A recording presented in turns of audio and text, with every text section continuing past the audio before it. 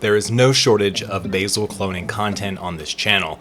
I've cloned basil into cracky gardens, I've cloned basil and then placed it into a tower garden, but what I've never done is taken a cutting and put it directly into a tower garden without letting it grow roots first. Until now.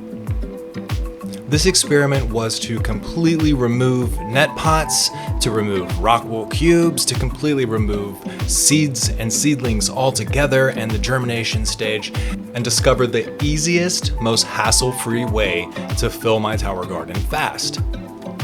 Now, I wasn't sure if this was going to work or not because clones need high humidity whenever they clone.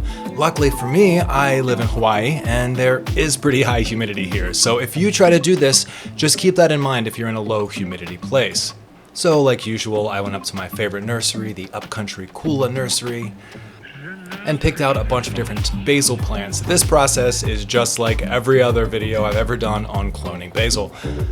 I took my cuttings and instead of using net pots, I used these 2-inch cloning cups.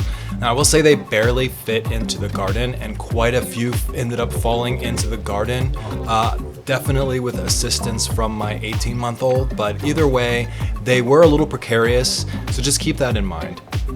Now the key to success here is to allow enough stem to be in the garden. So make sure when you take your cutting, it's long enough to reach into the garden to get sufficiently wet whenever the garden turns on.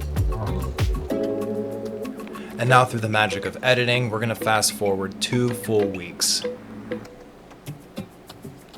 All right, it's 2 weeks later. I'm gonna take a look in this garden. Obviously the plants have grown. They've definitely gotten bigger than when I planted them. A lot of new leaves have developed, and even this Thai basil plant is in full flower production right now. Let's take a look at the roots. Oh, look at that, how beautiful. They cloned so well. They clone just as well, if not better, in the tower garden as they do in my low pressure aeroponic cloner that I use for cloning all the time.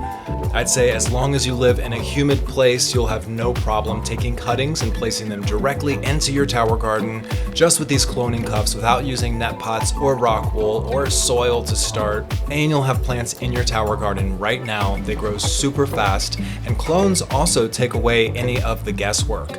Meaning when you clone a plant, you're making an exact replica of that plant. So you're gonna know how it's gonna taste and the flavor profile of that particular plant because you've already had it before.